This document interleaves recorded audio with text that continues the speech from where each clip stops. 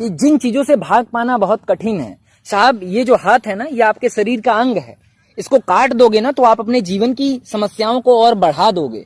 तो जो काम वासना है वो आपके जीवन का मूलभूत, कह लें सिद्धांत है, मूलभूत जरूरत है। इससे भाग पाना बहुत कठिन है। इसको समझ करके इससे बाहर निकला जा सकता है। लेकिन हम क्या करते हैं ना, हम कहते हैं कि ये काम वासना बहुत बेकार है, ये बहुत दो कौड़ी की चीज है, लेकिन फिर भी हम वो काम करेंगे। कैसे? हम इसको धर्म में बांध देंगे। ये हम समझ रहे हो, जहां पर हम काम वासना को भी, कि हम बड़े बड़े मंत्र पढ़ते हैं, बड़े बड़े रीति रिवाजों को करते हैं, जहां पर बड़े बड़े सूत्र पढ़े जाते हैं, जहां पर बड़े बड़े वेदों को उलाटा जाता है, 7 फेरे लिए जाते हैं, आत्माओं के मिलन की बातें होती हैं, पता नहीं कौन कौन से सिद्धांत रचे जाते हैं, कौन कौन से नियम और कौन कौन से सूत्र पति और पत्नी को कंठस्थ कराए जाते हैं, और उन पर उनको शपथ दिलाई जाती है कि कसम खाओ कि तुम यही काम करोगे, कि तुम इसका देखरेख करोगे, वो तुम्हारी देखरेख करेगी। लेकिन वो बड़े गहरे अर्थों में जानते हैं कि ये सारी बातें दो कौड़ी की हैं। अंततः हमें एक ही काम करना है कि एक ही बिस्तर पे जाकर के वही प्रक्रिया करनी है। हम हैं वही जंगली के जंगली, वही जानवर के जानवर, और वही हमारे भीतर जानवरापना अभी भरा हुआ है हम सभी के भीतर।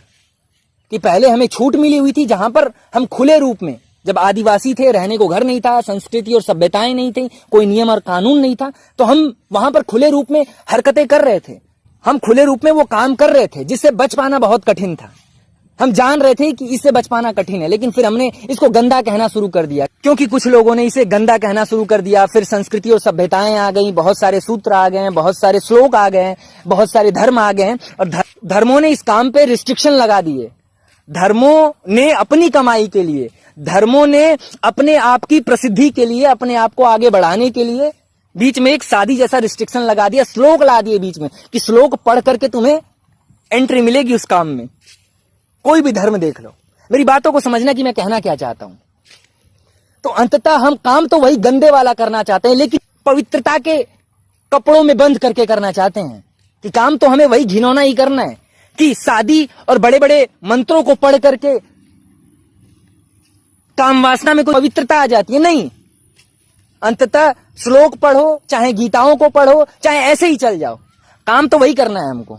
मेरे कहने का मतलब क्या है कि हम कितनी भी बड़ी बड़ी बातें कर लें, हम कह लें कि हम एक धार्मिक आदमी हैं, हम काम वासना से बहुत दूर रहते हैं, हम तो ब्रह्मचारी हैं, ऐसे हैं वैसे हैं, हमें स्त्रियां पसंद नहीं है, हमें खूबसूरती बड़ी ही जलती है, लेकिन बड़े ही गहरे अर्थों में हम जानते हैं कि हम भी शादी करने वाले हैं, हमें भी एक लड़की की तलाश है, जो कि हमारे वो जो कोर है, जो प्रकृति हमसे डिमांड कर रही है, जो भीतर से कह रही है कि बेटा ये काम तुम्हें करना है, चाहे तुम कितनी भी बड़ी बड़ी बातें कर लो।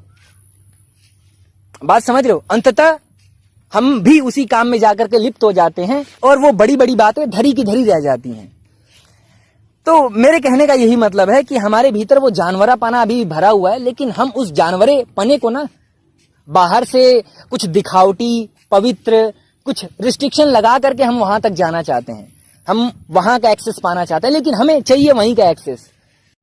तो मेरे कहने का मतलब क्या है कि यदि आपको किसी भी चीज से मुक्त होना हो ना, तो उसकी तृप्ति बहुत जरूरी है। और फिर कहूंगा, तृप्ति का मतलब ये नहीं कि आप जाकर के हजारों लड़कियों से संबंध बनाएं, नहीं, वो एक लड़की से भी काम हो सकता है, बशर्ते उस काम में समझदारी हो, उस काम में इंटेलिजेंस हो, और उस काम में हम इसलिए जाएं ताकि हमें उस काम से मुक्त होना हो, उस काम को एक्सप्लोर करना हो। जैसे जब हम लेबोरेटरी में जाते हैं, प्रयोगशाला में जाते हैं, तो प्रयोग करने जाते हैं कि देखते हैं कि इस चीज का रिएक्शन इस चीज के साथ करवाने पर क्या निकलता है, एक्सप्लोर करने जाते हैं, और जब समझ जाते हैं तो फिर उससे बाहर निकल जाते हैं प्रयोगशाला से। तो हमें वही काम करना है कि चीजों को इग्नोर नहीं करना है, चीजों को निग्लेक्ट नहीं करना है। यदि चीजों से मुक्त होना हो तो इसको एक्सप्लोर करने की जरूरत है, काम वासना को एक्सप्लोर करिए, और वो एक स्त्री से भी बात बन सकती है।